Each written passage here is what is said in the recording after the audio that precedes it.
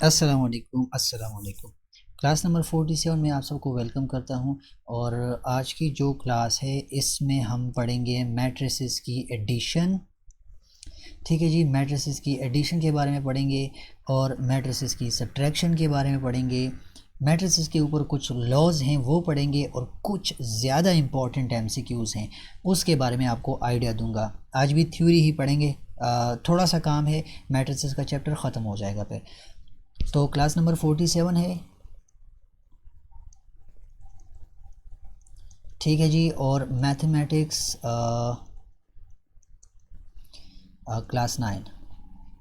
Class 9 का mathematics हम पढ़ रहे हैं अल्हम्दुलिल्लाह। अच्छा, मैट्रिसेस की एडिशन, ठीक है जी। मैट्रिसेस एडिशन या adding to matrices, adding three matrices वगैरह वगैरह, मैट्रिसेस एडिशन। अच्छा, कब आप दो मैट्रिसेस ऐड कर सकते हैं? लेट सपोज आपके पास एक मैट्रिक्स है ए, ठीक है जी। उसमें एलिमेंट्स हैं ए बी सी डी। दूसरा मैट्रिक्स है आपके पास बी, उसमें एलिमेंट्स हैं ई एंड एफ। सिर्फ वन कॉलम है इसके अंदर, to rose two columns, to rose one column, ठीक है जी। आप क्या इनको ऐड कर सकते हैं? नहीं, बिकॉज़ एडिशन के लिए शर्त क्या है? एडिशन के लिए शर्त ये है कि दोनों मैट्रिसेस का ऑर्डर आपके पास सेम होना चाहिए। इस एलिमेंट के लिए अगर ई है तो बी के लिए यहाँ पर एक करस्पॉन्डिंग एलिमेंट का होना ज़रूरी है।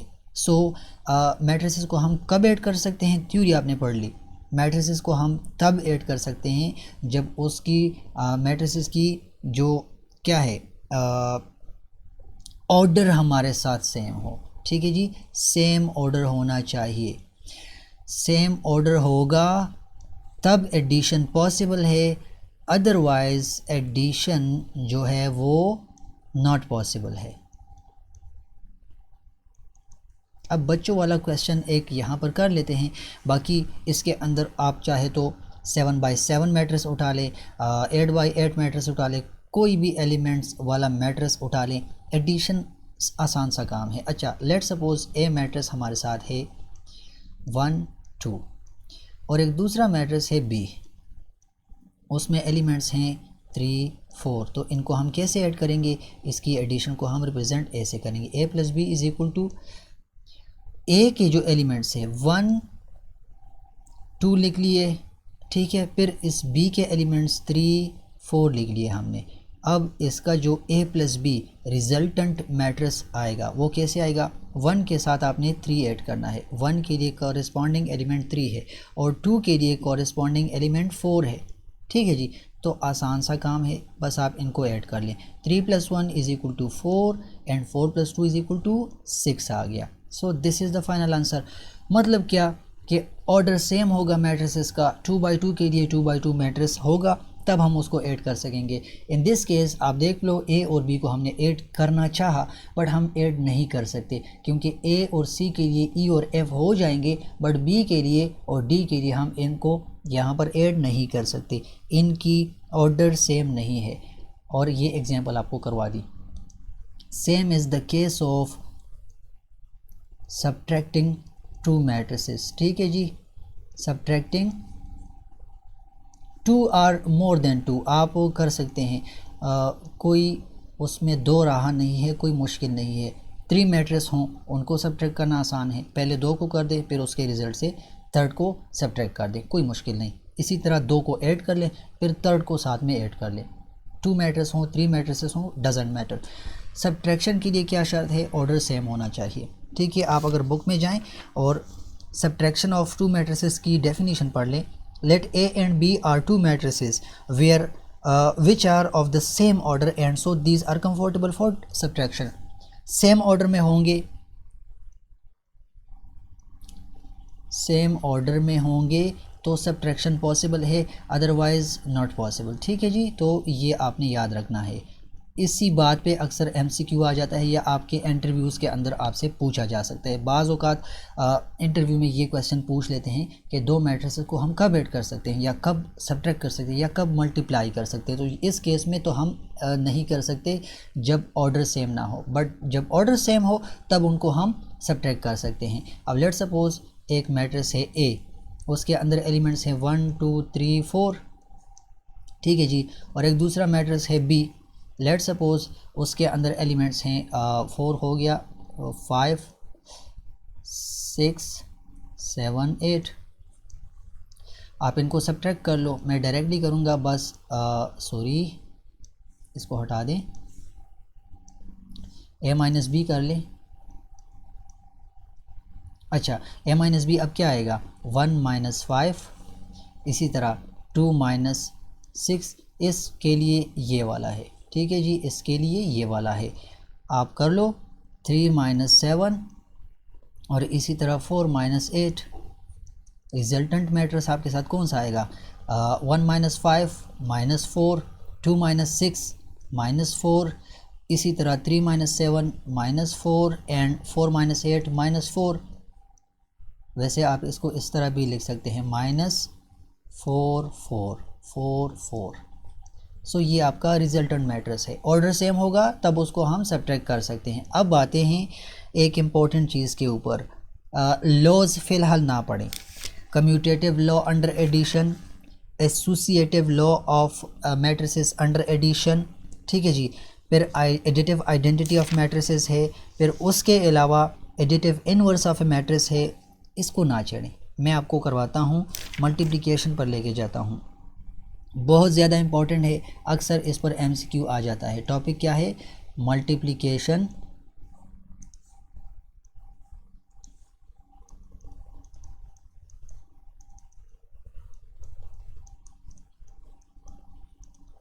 Of to matrices. दो मैट्रिसेस हैं, हम उनको कब मल्टीप्लाई कर सकते हैं, ऐसी क्या सिनेरियो होगी ताकि हम दो मैट्रिसेस को मल्टीप्लाई कर दें। आपके बुक के अंदर डेफिनेशन है, two matrices A and B are said to be comfortable for multiplication. दो मैट्रिसेस ए और बी हैं लेट सपोज, तो वो कब कंफर्टेबल होंगे, कब एलिजिबल होंगे मल्टीप्लिकेशन के लिए, जब when the number of columns of matrix A, number of columns of matrix A, जब ये बराबर हो, is equal to the number of rows of matrix B, columns of A अगर सॉरी व्हेन द यस बिल्कुल first के columns equal हों second के रोज़ के, रोज़ ऑफ बी, यानी नंबर ऑफ कॉलम्स अगर ए के दो हैं तो इसके भी दो रोज़ होने चाहिए। Columns of A must be equal two columns और रोज़ ऑफ बी। इस केस में मल्टीप्लिकेशन हम कर सकते हैं। इन अदर केसेस अगर ये इक्वल ना हुए तब हम कहेंगे कि मल्टीप्लिकेशन इज़ नॉट पॉसिबल। आसान सा काम है। पहला मैट्रिक्स है उसके कॉलम्स, ठीक है, is when the columns of matrix A, जब मैट्रिक्स ए के कॉलम्स की जो नंबर है वो इक्वल हो मैट्रिक्स बी के रोज़ की जो नंबर है।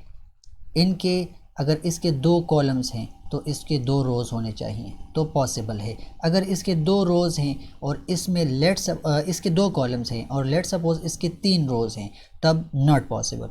सिंपल सा काम है। अब आते हैं ज़रा दो मैट्रिसेस को यहाँ पर मल्टीप्लाई करते हैं। आपके बुक से ही मैं क्वेश्चन उठा रहा हूँ। हमारे पास एक मैट्रिक्स है ए, एक मैट्रिक्स है हमारे साथ, इसमें है 2 3 1 4, 2 3 1 4। दूसरा मैट्रिक्स है बी, इसमें हमारे साथ है 3 और 5। अब देख लो यहाँ पर कॉलम्स कितने हैं, first column second column, columns यहाँ पर कितने हैं जी, 2 हैं, फर्स्ट कॉलम सेकंड कॉलम। इसमें रोज़ कितने हैं, ये इसका हो गया, ये रोज़ यहाँ पर कितने हैं, 1 रो सेकेंड रो, सो 2 रोज़ हैं। कंडीशन कंप्लीट हो गई, इट मीन्स कंफर्टेबल।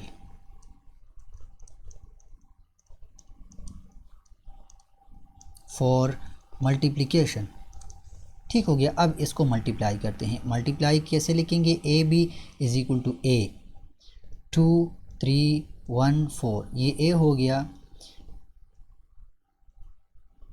यहाँ आप क्रॉस लगाना चाहे या ना लगाना चाहे मैटर नहीं करता, 3 5। अच्छा, अब इसको कैसे करेंगे, first row into first column, second row into first column, ठीक हो गया। अब ऐसा करते हैं, now we discuss the existence of the product P A. Yes they are eligible. अच्छा, अब इसको करते हैं, कैसे करेंगे, first row, so 2 into 3 plus first row first column, 2 into 3 कर लिया, प्लस 3 इंटू 5, ख़त्म हो गया। अब नीचे 1 इंटू 3 प्लस 4 इंटू 5, इसको मल्टीप्लाई कर लें, 2 3 ज़ार 6 प्लस 5 3 ज़ार 15, 3 1 ज़ार 3 प्लस 5 4 ज़ार 20। इसका आंसर फाइनल क्या आएगा, इसका आंसर आएगा 15 प्लस 6 अगर आप ऐड कर लें तो ये आता है 21, और 20 plus 3 23। So this is the final answer after multiplying A and B, ठीक हो गया। So this is the main topic of today's class. अब ज़रा आते हैं इनके जो लॉज हैं उनको देख लेते हैं। Commutative and associative law under addition, मतलब कम्यूटेशन एंड एसोसिएशन, ये 2 लॉज यहाँ पर पढ़ लेते हैं। लेट सपोज आपके पास ए एक मैट्रिक्स है और दूसरा मैट्रिक्स बी है, तो क्या आप ऐसा कर सकते हैं A plus B is equal to B plus A, मतलब आपने इनको कम्यूट कर लिया, इनके जो प्लेसेस थे वो रिप्लेस कर दिए, यहाँ पर बी सेकंड है, यहाँ पर बी फर्स्ट है, यहाँ पर ए सेकंड है और यहाँ पर ए फर्स्ट है। सो डज दिस एग्जिस्ट, क्या ये इसके अंदर होल्ड करता है कम्यूटेशन? यस, देखिए एडिशन ऑफ नंबर्स जो कि हमें पता है, अगर हम 2 + 1 करें या 1 + 2 करें, दोनों से रिज़ल्ट सेम आता है। आपने थ्योरी यहाँ से पढ़नी है यार, इसके अंदर आसान सा काम है, ये होल्ड करता है। इसी तरह अगर सब्ट्रैक्शन के लिए देख लें, a माइनस बी, क्या b माइनस ए होल्ड करता है? अब इसको दोनों को मैं आपको एग्जाम्पल से समझाता हूँ। ये a + b तो आसान है, चलें a माइनस बी कर लेते हैं। अगर a हमारे साथ इस तरह आ गया 1 2 और b हमारे पास आ गया 0 1, ठीक हो गया। अब इसको ज़रा कर लेते हैं, a माइनस बी कर ले पहले। सो a माइनस बी का मतलब 1 - 0 एंड 2 - 1। इससे क्या आएगा? इससे आएगा 1 - 0 से 1, 2 - 1 से 1। अब इसी चीज़ को उल्टा कर ले, b - a कर ले, 0 1 कर ले, माइनस ये a कर ले 1 2। b - 1 से अब क्या आएगा? अगर आप देखें 0 - 1 से क्या आता है? -1, और 1 - 2 से क्या आता है? 1 - 2 से हमारे पास -1 आता है। सो आप देख लो, ये एक पॉजिटिव मैट्रिक्स है और ये नेगेटिव मैट्रिक्स है। सो आप कह सकते हैं कि ये जो सब्ट्रैक्शन वाला काम है, इसमें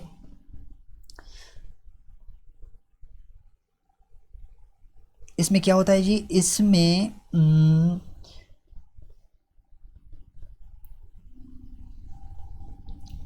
don't call me this time right now, मैं बिज़ी हूँ। अच्छा, इसमें देख लेते हैं किधर गया सब्ट्रैक्शन का।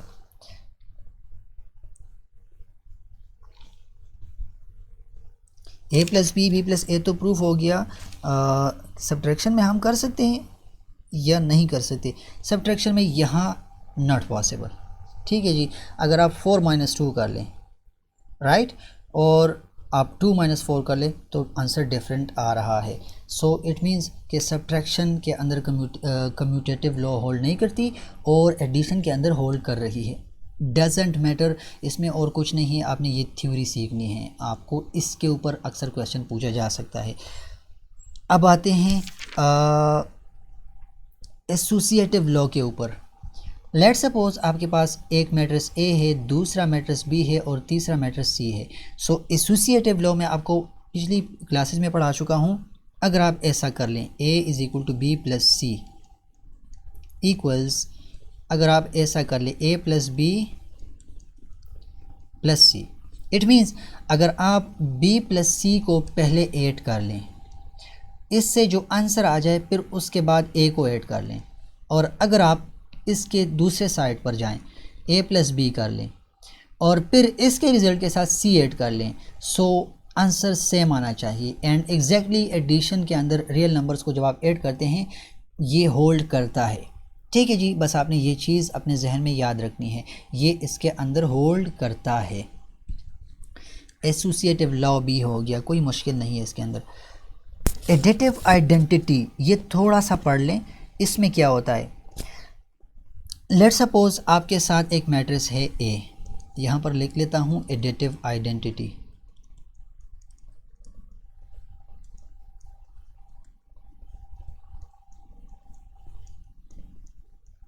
इस आइडेंटिटी वर्ड के बारे में मैं आपको अक्सर एक बात बताता था कि जब आप किसी दो चीज़ों को ऐसा ऐड कर लें जिससे जो फर्स्ट चीज़ है उसकी आइडेंटिटी बरकरार रहे। लेट सपोज आपके पास एक मैट्रिक्स है ए 1 2 3 4, दूसरा मैट्रिक्स है zero matrix, null matrix 0 0 0 0।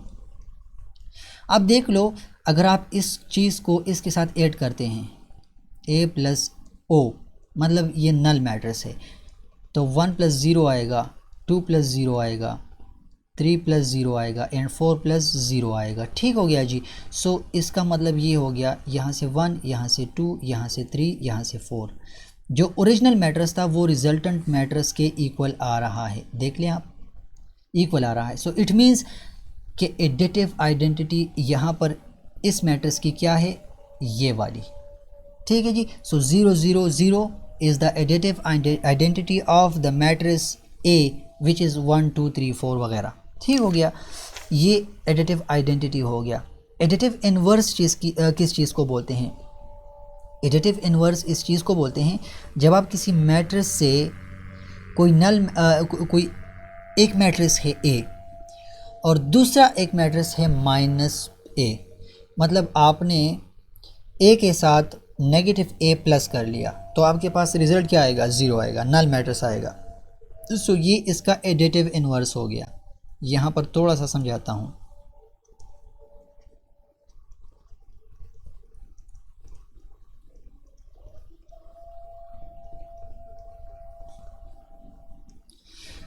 Let suppose आपके पास एक मैट्रिक्स है A, उसके अंदर एलिमेंट है 1 2। दूसरा एक मैट्रिक्स है B, कंसिडर कर लें -1 -2। अगर आप A प्लस B कर लें, मतलब 1 प्लस ये वाला -1 फिर 2 प्लस ये वाला -2। अगर आप ऐसा कर लें तो देखिए 1 + 1, यहाँ से 1 - 1, मतलब प्लस इंटू माइनस माइनस, और यहाँ से 2 - 2। सो आपके पास आंसर क्या आ रहा है, 0 0। सो इन दिस केस हम ये कह सकते हैं कि ये जो B वाला मैट्रिक्स है it is the additive inverse of this one. इसको अगर इसके साथ ऐड करेंगे तो रिज़ल्ट हमेशा 0 आएगा। इसी तरह अगर आप B + A करें तो उससे भी आपके पास नल मैट्रिक्स ही आएगा, इसी तरह से 0 0 0 0। सो this is the case of additive inverse. ठीक हो गया। आई थिंक आपको ये समझ आ चुका है। बाकी इसके एक्सरसाइज के अंदर आपने नहीं जाना और इसमें इम्पोर्टेंट कुछ नहीं है। मल्टीप्लिकेशन भी हो गया। कम्यूटेटिव लॉ ऑफ मल्टीप्लिकेशन, बाज़ औक़ात ऐसा होता है, लेट्स सपोज आपको किसी ने दो मैट्रिसेस दे दिए, ठीक हो गया जी, आपको किसी ने दो मैट्रिसेस दे दिए, आपने उनको मल्टीप्लाई तो कर दिया, एक मैट्रिक्स ए है एक मैट्रिक्स बी है, ठीक है, और किसी ने आपको कहा कि इनको मल्टीप्लाई कर दे, आपने मल्टीप्लाई किया ए बी, फिर आपसे किसी ने कहा कि इसको इस तरह भी कर लें बी ए, तो क्या इस साइड से जो आंसर आएगा वो इस साइड के इक्वल होगा? बाज़ औक़ात आंसर सेम नहीं आता। In general that is A B is not equal to B A, नहीं इक्वल आ सकता, ठीक है। तो आप कह सकते हैं कि इसमें जो है बी ए बी के इक्वल नहीं आ रहा, ए बी के इक्वल नहीं आ रहा। बाज़ औक़ात ऐसा होता है कि आ जाता है, वो डिपेंड करता है नेचर ऑफ द मैट्रिसेस के ऊपर, ठीक है।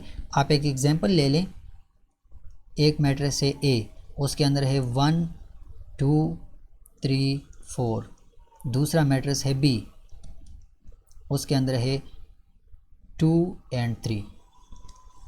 पहले तो आप देख लो कि ये कंफर्टेबल है फॉर मल्टीप्लिकेशन। इसके columns, first column second column, इसके rows first row second row, so columns and rows, columns of the A और rows of the B equal हैं, यस इक्वल हैं, तो इट मीन्स इसको मल्टीप्लाई कर सकते हैं। तो चले मल्टीप्लाई कर लें। कैसे मल्टीप्लाई करें? First row into first column, so ऐसा करेंगे 1 मल्टीप्लाई 2 प्लस 2 मल्टीप्लाई 3, फिर 3 मल्टीप्लाई 2 प्लस 4 मल्टीप्लाई 3, 2 1 ज़ा 2 प्लस 2 3 ज़ा 6, 3 2 ज़ा 6 प्लस 4 3 ज़ा 12, 6 और 2 को जब ऐड करते हैं तो 8 आता है और 12 प्लस 6 हमारे पास 18 आता है। अब अगर आप बी ए कर लें, क्या आप बी ए कर सकते हैं? बी ए मतलब वो वाला बी ए नहीं, बी ए, बी और ए को मल्टीप्लाई कर सकते हैं। बी के जो कॉलम्स हैं वो ए के रोज़ के बराबर होना चाहिए। सो यार इसमें तो एक कॉलम है और इसमें दो रोज़ हैं, so B A is not possible. तो बाज़ औक़ात ए बी इक्वल नहीं आता बी ए के। अगर इसका ऐसे होता, फिर दोनों स्क्वायर मैट्रिसेस हैं, ठीक है, ये फिर पॉसिबल है, बी ए और ए बी इक्वल आ सकते हैं। सो जब मैट्रिसेस की जो ऑर्डर है वो अकॉर्डिंग टू द कंडीशन, मतलब कंफर्टेबल हो मल्टीप्लिकेशन के लिए, तब उनमें कम्यूटेशन हो जाती है, वो मैट्रिसेस कम्यूट कर जाते हैं। इन अदर केसेस जो यहाँ पर आपके सामने पड़ी है स्क्रीन पर, यहाँ पर ये कम्यूट नहीं कर रहे। सो आप कह सकते हैं, अगर आपके साथ जनरलाइज क्वेश्चन आ गया कि क्या ये कम्यूट करते हैं, तो आपको एक ऑप्शन बी साथ में गिवन होगा कि depends on the order of the matrices, तो वो आपने सेलेक्ट करना है। किस चीज़ के ऊपर ये डिपेंड करता है? मैट्रिसेस के ऑर्डर के ऊपर। मैट्रिसेस सेम ऑर्डर के होंगे तो मतलब जब मल्टीप्लिकेशन के लिए depends on the comfortability of the multiplication of to matrices, right. इसको मज़ीद कंफ्यूज नहीं करेंगे। फिर इसी तरह से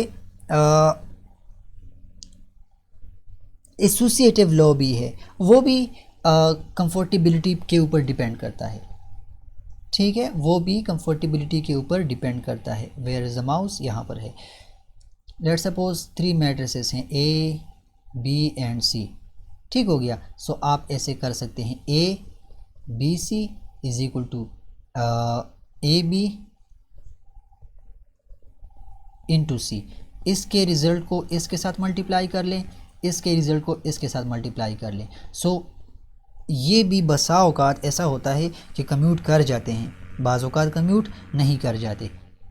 what is the reason? Because comfortability को हमने देखना है।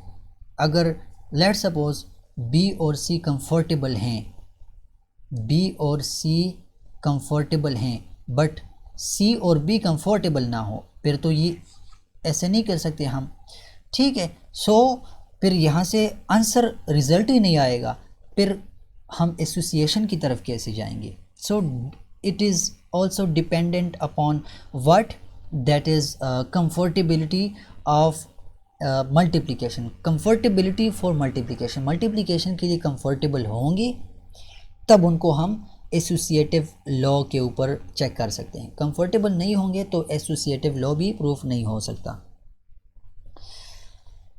बाकी इसके अंदर और इम्पोर्टेंट देख लेता हूँ, ये लंबे लंबे क्वेश्चन इसके ऊपर आपने नहीं करने, आपके एमसीक्यूज़ में ये चीज़ें नहीं आती। अभी ये जो लॉस पढ़े इसको बस याद रखना है कि a + b = b + a या a - b is not equal to b - a वगैरह। इसी तरह ये जो आपके स्क्रीन के सामने पड़ा है ये equation a × bc ab × c, इसी तरह वो स्टार्ट में जो हमने पढ़ा कंफर्टेबिलिटी के बारे में उस पर एमसीक्यूज़ आ जाते हैं। ये ट्रांसपोज ऑफ द मैट्रिक्स ये तो हम पढ़ चुके हैं कि मतलब रोज़ को कॉलम्स में कन्वर्ट कर लो तो ट्रांसपोज बन जाएगा। हाँ, बहुत इंपॉर्टेंट चीज़ आपके पेपर में अगर मैं आपको कहूँ ये एमसीक्यू पढ़ा हुआ है तो मैं गलत नहीं, अगर हम ए और बी का प्रोडक्ट ले लें और फिर उसका ट्रांसपोज ले लें तो वो इक्वल होगा बी ट्रांसपोज ए ट्रांसपोज के।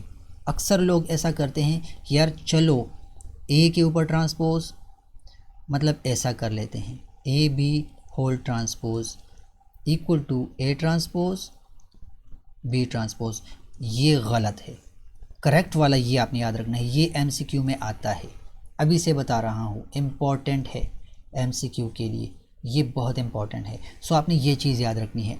इसी तरह same is the case of 3 matrices A B C, अगर आपने कर लिया फिर उसका ट्रांसपोज ले लिया आंसर का तो वो बराबर होगा C transpose B transpose A transpose. ये चीज़ आपने याद रखनी है, ये वाली, ठीक हो गया जी, ये चीज़ आपने याद रखनी है। और same is the case of, अभी देख लेता हूँ थोड़ा सा एक दूसरा इसके अंदर है,